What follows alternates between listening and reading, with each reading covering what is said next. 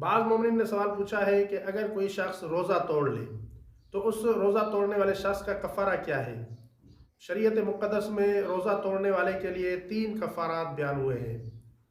پہلا کفارہ یہ ہے کہ یا وہ ایک غلام کو آزاد کرے، دوسرا کفارہ یہ ہے کہ 2 مہینے روزہ رکھے، یا پھر 60 فقیروں کو ایک مد طعام گندم، جو یا روٹی میں سے کوئی دے۔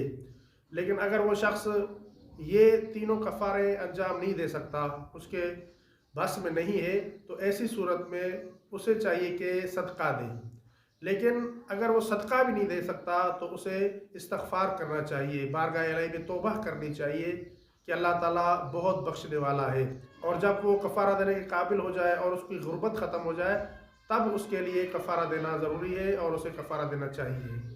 اگر ہماری یہ ویڈیو آپ کے لیے ہیلپ فل رہی ہے تو ہمارے چینل کو سبسکرائب کر لیں اور ویڈیو کو لائک بھی کر دیں تاکہ ہمیں اس جیسی اور ویڈیو بنانے کے لیے موٹیویشن مل سکے۔